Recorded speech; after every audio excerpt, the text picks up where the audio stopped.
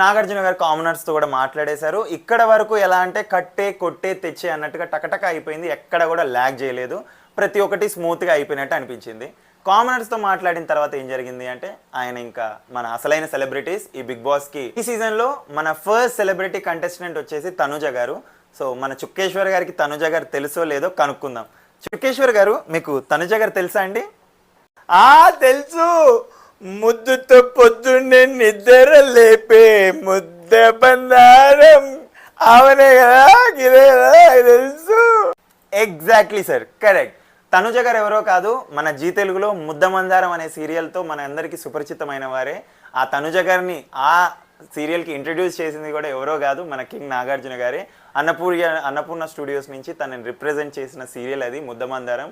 మన అమ్మలకి, అమ్మమ్మలకి, తాతయ్యలకి అందరికీ ఎంతో ఫేవరెట్ సీరియల్ అది. సో తనుజ గారు అక్కడి నుంచే వచ్చారు. ఆవిడే మన ఫస్ట్ కంటెస్టెంట్.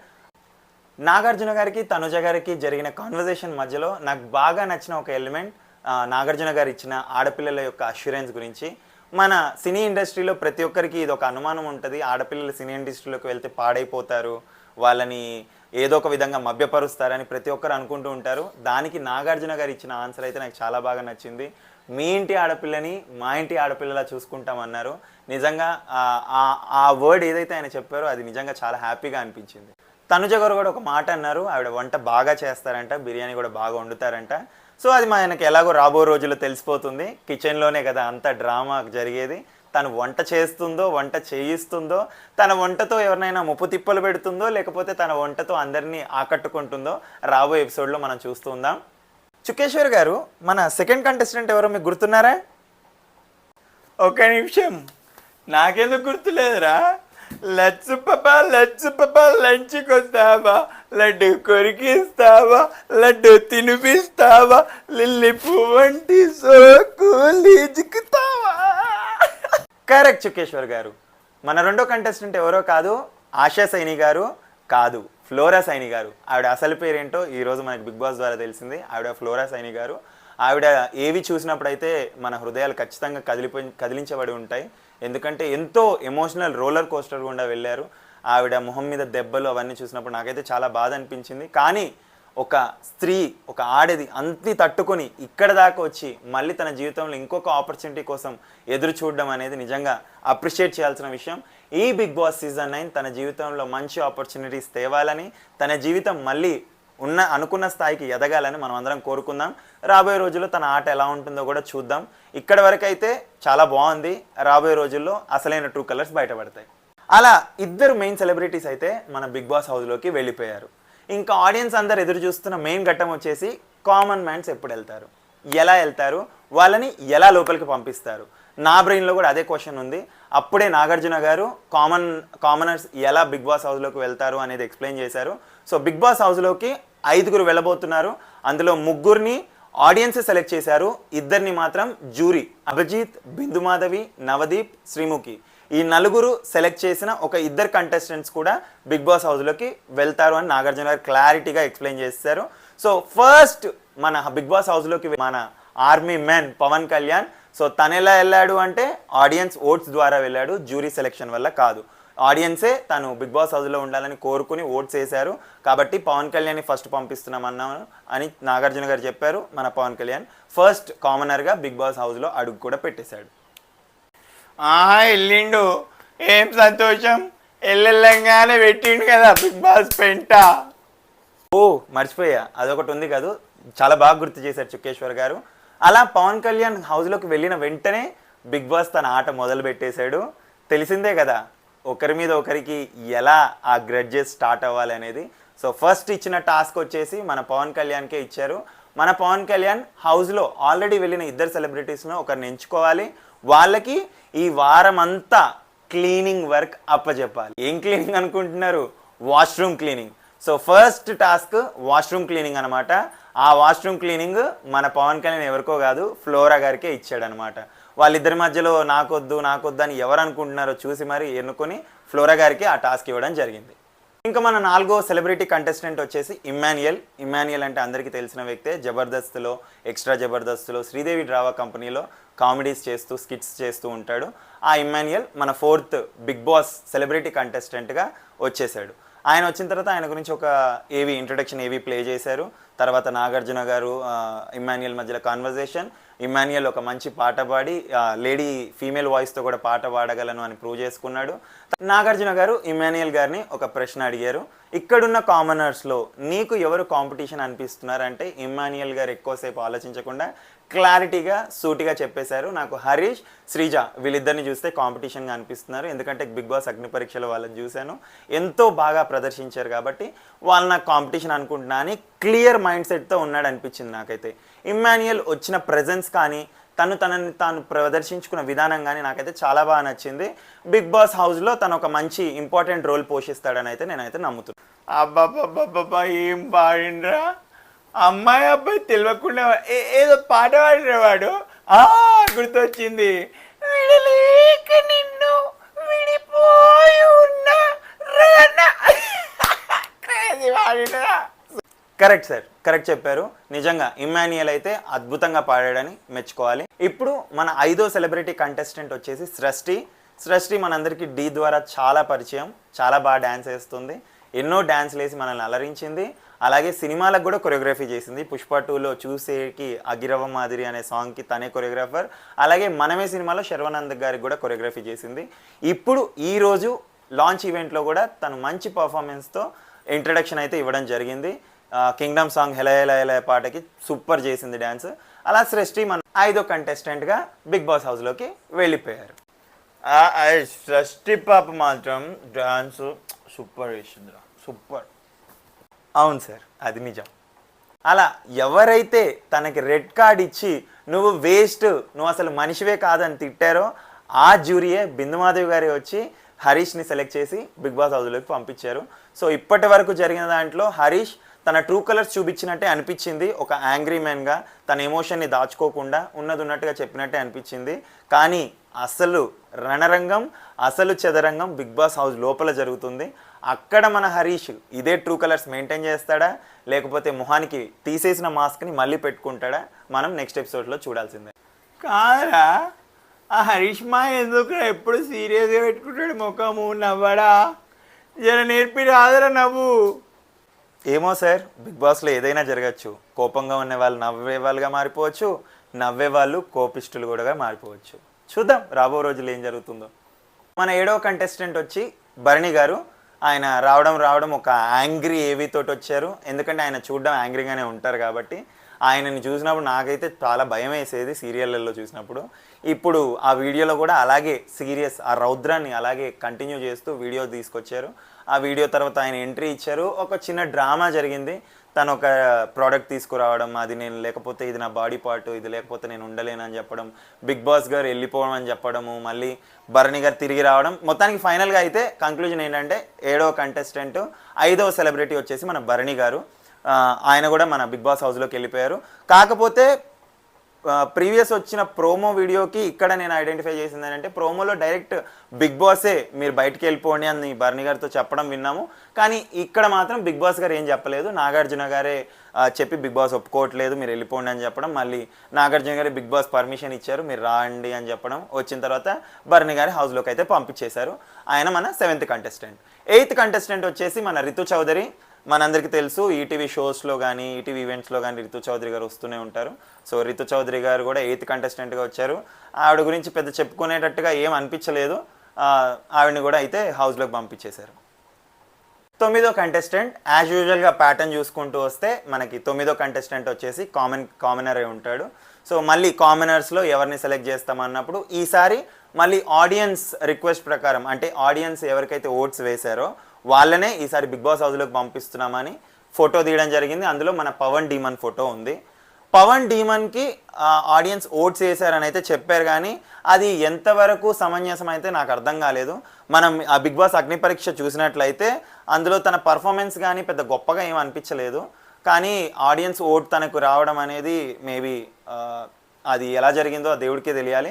కాకపోతే నాకు అనిపించింది ఏంటంటే అక్కడున్న వేరే కంటెస్టెంట్లతో పోలిస్తే డీమన్ పవన్ పెద్దగా ఏదో చేశాడని అయితే నాకు ఏం అనిపించలేదు. అటు టాస్క్ పరంగా కానీ అటు మాట్లాడే విధంగా కానీ ఎప్పుడూ ఒక కన్ఫ్యూజ్డ్ స్టేట్లో ఉన్నట్టే అనిపించింది.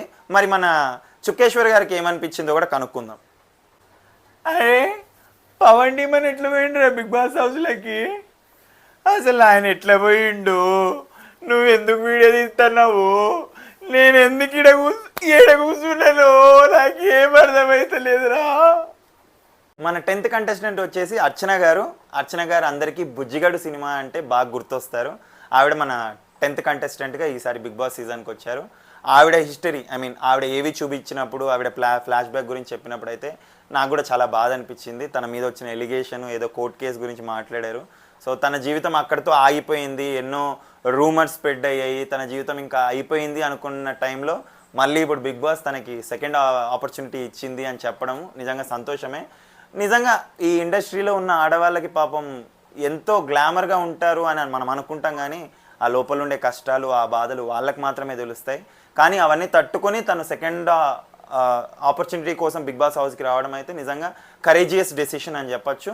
సో తన జర్నీ కూడా బిగ్ బాస్లో బాగా కొనసాగాలని కోరుకుందాం. తను ఒక మాట అన్నారు, నేను ఇక్కడికి వచ్చింది ప్రేక్షకుల హృదయాలు గెలుచుకోవాలి, అది నాకు చాలు, నాకు పిల్లల్ని ఇంట్లో వదిలేసి మరి 5 months బేబీని మరి వదిలేసి రావడం అనేది నిజంగా ఒక మంచి డెడికేషన్తో వచ్చారు. మరి చూద్దాం ఆ డెడికేషన్ బిగ్ బాస్ హౌస్లో కొనసాగుతుందో లేదో. తను గేమ్ ఎందుకంటే అక్కడ బిగ్ బాస్ హౌస్లో ఏదన్నా జరగచ్చు, తనకి శత్రువులు పుట్టుకురావచ్చు, నామినేషన్స్ జరగచ్చు, ఏదైనా జరగచ్చు. కాబట్టి సో ఇప్పటి వరకు స్టేజ్ మీద అయితే తను కూల్ అండ్ చిల్ కామ్ పర్సన్గా ఉన్నారు. మరి బిగ్ బాస్ హౌస్లోకి వెళ్ళాక ఎలా ఉంటారో ఎలా మారుతారో రాబోయే రోజుల్లో చూద్దాం. మనసంతా చాలా చాలా పడేసావే బాల తర్వాత రాదు కానీ. అవును సార్ మీరు పాటలు చాలా బాగా పాడుతున్నారు సార్, సింగర్ అనుకుంటా మీరు. సో మన 11th కంటెస్టెంట్ గురించి మన చుకేశ్వర్ గారు చెప్తారంటే సార్ మీరు చెప్తారు కదా, చెప్పండి. తెలుసు నాకెందుకు తెలియదు. రాను బొంబాయికి రాను బొంబాయికి రాను బొంబాయికి రాను బొంబాయికి రాను. మన 12th కంటెస్టెంట్ని మళ్ళీ కామనర్ నుంచే సెలెక్ట్ చేయాలి. దానికోసం మళ్ళీ జ్యూరీ మెంబర్స్ నుంచి నవదీప్ గారు వచ్చారు. శ్రీజ దమ్ము గారి ఫోటో తీశారు. శ్రీజ దమ్ము గారు పరిగెత్తుకుంటూ ఆనందంతో స్టేజ్కి వెళ్ళిపోయారు. 3 మెంబర్స్లో నవదీప్ గారు మాత్రమే ఫస్ట్ శ్రీజ దమ్ము గారిని నమ్మారనమాట. ఎప్పుడైతే శ్రీజ దమ్ము గారు ఆడిషన్స్కి వచ్చారో అప్పుడే అభిజిత్ గారు, బిందు మాధవి గారు తమ రెడ్ కార్డ్స్ చూపించేశారు. ఎందుకంటే తన వాయిస్ చిరాక్గా ఉంది, ఎంటర్టైనింగ్ ఏమో కానీ చిరాకు వచ్చేస్తుంది అని. కానీ నవదీప్ గారు శ్రీజ దమ్ము గారి దగ్గర ఏదో ఉంది అని నమ్మి తనని సెలెక్ట్ చేసి నెక్స్ట్ లెవెల్కి పంపించారు. తర్వాత తను టాస్క్ చేయడము, టాటూ వేయించుకోవడం మనకు తెలుసు. టాటూ వేయించుకొని అలా కష్టపడి ప్రతి టాస్క్లో దుమ్ము రేపింది. నన్ను అడిగితే శ్రీజ దమ్ము వర్త్, తను ఈ బిగ్ బాస్ హౌస్లో ఉండడానికి అయితే వర్త్ అని చెప్పేస్తాను. మరి మన చుకేశ్వర్ గారు కూడా ఏమనుకుంటున్నారో కనుక్కుందాం. శ్రీజ ఇంటి పేరు ఏంది? దమ్ము కదా. పాప ఇంత ఉంటుంది. అమ్మ ఆమెల దమ్ముందిరా, ఆమెల దమ్ముంది. Bigg Boss correct contestant, super. ఇంకా last and but not the least 13th celebrity contestant of this season is Suman Shetty గారు. మనకి సుమన్ శెట్టి గారు బాగా పరిచయమే. జయన్ సినిమా, నిజం సినిమా, ఆ తేజ గారి సినిమాలు మ్యాక్సిమంలో ఉంటారు. ఆయన కామెడీ అంటే అప్పట్లో అబ్బో ప్రతి ఒక్కరు చచ్చిపోయేవాళ్ళు. ఆయన ఈసారి 13th కంటెస్టెంట్గా, సెలబ్రిటీ కంటెస్టెంట్గా ఈ సీజన్కి వచ్చారు.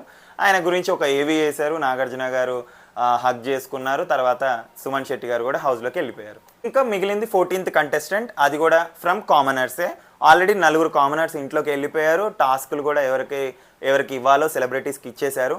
మిగిలిన 5th కామనర్ సెలెక్ట్ చేయడం కోసం మన నాగార్జున గారే ముందుకు వచ్చారు. ఈసారి కూడా సెలెక్ట్ చేసింది ఆడియన్స్ పర్స్పెక్టివ్ నుంచే. ఆడియన్స్ వేసిన ఓట్స్ని బట్టే 5th కామనర్ని బిగ్ బాస్ కంటెస్టెంట్గా సెలెక్ట్ చేసామన్నారు. ఫోటో తీస్తే అందులో ప్రియ గారి ఫోటో వచ్చింది.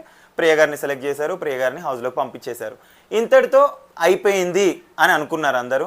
కానీ ఇక్కడే ట్విస్ట్, శ్రీముఖి గారు రావడం, మళ్ళీ తన స్పెషల్ రిక్వెస్ట్ తోటి ఇంకొక కామనర్ని హౌస్లోకి పంపించాలని కోరుకుంటున్నాం అనేసి అభిజిత్ గారు ప్లస్ శ్రీముఖి గారు కలిసి ఒక అభ్యర్థన పెట్టడం జరిగింది. నాగార్జున గారు బిగ్ బాస్ దగ్గర కనుక్కొని బిగ్ బాస్ గారి రెస్పాన్స్ ఇవ్వకముందే నేనే ఒప్పేసుకుంటున్నాను, నువ్వు ఎవరిని సెలెక్ట్ చేస్తావో సెలెక్ట్ చేయన్నారు. అప్పుడు శ్రీముఖి గారు తీసినప్పుడు నా మనసులో కానీ నాకు తెలిసి మోస్ట్ ఆఫ్ ద ఆడియన్స్ మనసులో వచ్చే పేరు ఏంటంటే నాగమణికంట. అదే మనకు తెలిసిందే కదా, అబ్బా నాకు పాము కాటు వేసిందో. తనకంటూ ఒక ఆర్ఆర్ సృష్టించుకున్నాడు బిగ్ బాస్ అగ్ని పరీక్షకు వచ్చి అని. తనకి మంచి మంచి కామెంట్స్ వచ్చాయి సోషల్ మీడియాలో కూడా. తను అసలు బాగా పర్ఫామ్ చేశారని ప్రతి ఒక్కరు ఎక్కడ అడిగినా సరే ఎవరికి ఓటేస్తున్నావు అంటే నాగా నాగా నాగా నాగపాము అని అన్నారు. కానీ ఇక్కడ జరిగిన పెద్ద ట్విస్ట్ ఏంటి అంటే శ్రీముఖి తన కార్డు తీసినప్పుడు అందులో వచ్చింది మన మర్యాద మనీష్ గారి ఫోటో అనమాట. అసలు మర్యాద మనీష్ గారు అగ్ని పరీక్షలో స్టార్టింగ్ ఎపిసోడ్ నుంచి లాస్ట్ ఎపిసోడ్ వరకు నాకు ఎక్కడ కూడా పెద్ద పర్ఫామ్ చేసినట్టు అనిపించలేదు. నాకే కాదు మోస్ట్ ఆఫ్ ది ఆడియన్స్ కూడా అనిపించి ఉండదని నాకు నమ్మకం. మరి మీరేమనుకుంటున్నారో ఒకసారి నాకు కమెంట్స్లో కానీ తెలియజేయండి. లేదు నేను తప్పు అనుకుంటే నా వీడియోని డిస్లైక్ చేయండి, లేదు మీకు కూడా సేమ్ అనిపించింది అంటే లైక్ చేయండి. అసలు మనీష్ గారు ఏ విధంగా బిగ్ బాస్ హౌస్కి వెళ్ళారనేది నాకైతే అర్థం కాలేదు. నన్ను అడిగితే అంత స్పెషల్ అభ్యర్థన పెట్టి మరి ఒక కంటెస్టెంట్ని హౌస్లోకి పంపించాలి అనుకుంటే మోస్ట్ వర్త్ క్యాండిడేట్ వచ్చేసి నాగా అని నేను నమ్ముతాను. ఎందుకంటే ఎంటర్టైన్మెంట్ పరంగా ఎంటర్టైన్ చేశాడు, అలాగే టాస్క్ల పరంగా ఎక్కడ కూడా కాంప్రమైజ్ అవ్వలేదు. ప్రతి జ్యూరీ మెంబర్ వచ్చి తనకైతే స్టార్ ఇవ్వడం కూడా చూసాం మనము. 2 స్టార్లు సంపాదించిన ఏకైక కంటెస్టెంట్ బిగ్ బాస్ అగ్ని పరీక్షలో మోస్ట్ వాల్యుబుల్ ప్లేయర్ కింద 2 సార్లు స్టార్లు వచ్చాయి, లీడర్ అయ్యాడు. అసలు ఒక మంచి ప్యూర్ సోల్గా తనైతే ఉన్నాడు, ఎక్కడ కూడా నటించినట్టు అనిపించలేదు. కానీ తనని పక్కన పెట్టి మర్యాద మనీష్ని పంపించేంత పెద్ద పర్ఫార్మెన్స్ ఏం చేశాడో నాకు తెలీదు. మరి మన చుక్కేశ్వర్ గారు ఏమన్నా అబ్జర్వ్ చేశారేమో అడుగుదాం. చుక్కేశ్వర్ గారు మరి నాగమణికంటని పక్కన పెట్టి మర్యాద మనీష్ని హౌస్లోకి పంపించడం అనేది ఎంతవరకు న్యాయం అంటారు? Absolutely absolutely absolutely absolutely. అదేంటి సార్, అంటే మనీష్ గారు వెళ్ళడం న్యాయమేనా? అబ్సల్యూట్లీ అంటే మీరు కరెక్ట్ అని నమ్ముతున్నారా? ఓహో మీరు అలా వచ్చారా, కరెక్ట్. నాకు అదే అనిపించింది. చివరికి ఆ స్టేజ్ మీద కూడా అవతల వాళ్ళు ఏం చెప్పినా మన మనీష్ గారి డైలాగ్ ఒకటే, అబ్సల్యూట్లీ అబ్సల్యూట్లీ అబ్సల్యూట్లీ. మొత్తానికి ఏదైతే ఉంది అబ్సల్యూట్లీ ఆయన కూడా బిగ్ బాస్ హౌస్కి అయితే వెళ్ళిపోయారు. కాకపోతే ఇంకా తర్వాత మిగిలిపోయిన కంటెస్టెంట్స్ని నాగార్జున గారు అయితే బాయ్ బాయ్ చెప్పేశారు. అందులో మెయిన్ నాగమణికంట ఉండడం అయితే నాకైతే చాలా బాధ అనిపించింది. తను నిజంగా హౌస్లో ఉండాల్సిన వ్యక్తి. ఇప్పుడు ఈ అందరి కామనర్స్లో మాట్లాడుకుంటే 6 కామనర్స్ అయితే మన బిగ్ బాస్ హౌస్లోకి వెళ్ళారు. ఒకటి మర్యాద మనీష్, దమ్ము శ్రీజ, డీమన్ పవన్, పవన్ కళ్యాణ్ అండ్ హరీష్ గారు. ఇంకొకరు మిస్ అవుతున్నారు, ఎవరు? ఇంకొకరు ప్రియా గారు. Yes correct, 6 members. ఫుల్ తాగొచ్చిన వాళ్ళిద్దరు సెలెక్ట్ అయినది తెలిసిన తర్వాత దిగిపోయిందబ్బా. ఎందుకు అయ్యారు, ఎట్లా అయ్యారు, ఎవరు పంపించిర్రో, నాకెందుకు వచ్చింది. కానీ నలుగురు అయితే సూపర్.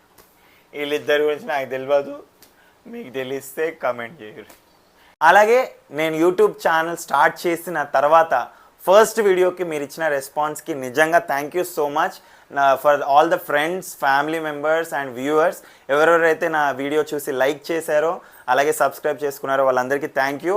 ఇంకా రాబోయే కంటెంట్ కూడా ఇంకా ఎంటర్టైనింగ్గా ఉండడానికి నా సాయశక్తులా ప్రయత్నిస్తాను. సో మీరు కూడా దయచేసి నా వీడియోస్ని లైక్ చేస్తూ ఉండండి, సబ్స్క్రైబ్ చేస్తూ ఉండండి, షేర్ చేస్తూ ఉండండి, ఇలాగే ఎంకరేజ్ చేస్తూ ఉండండి. నా ఫస్ట్ వీడియో లింక్ ఎవరైతే చూడలేదో వాళ్ళ కోసం ఈ వీడియో అయిపోయిన తర్వాత ఎండ్ కార్డ్స్లో వదిలేస్తాను. ఒక్కసారి నా ఇంట్రడక్షన్ వీడియో చూడండి, మీరు ఖచ్చితంగా ఎంటర్టైన్ అవుతారు. ఈరోజు మన చుక్కేశ్వర్ గారు ఒక్కరే వచ్చారు, కానీ నా ఫస్ట్ వీడియోలో మాత్రం 5 ముఖ్యమైన పాత్రలు వచ్చారనమాట. సో చుక్కేశ్వర్ గారు ఈరోజు మన రివ్యూ వీడియో ఎలా అనిపించింది? నచ్చిందా? ఇంకేమైనా బెటర్మెంట్ చేయాలనిపిస్తుందా?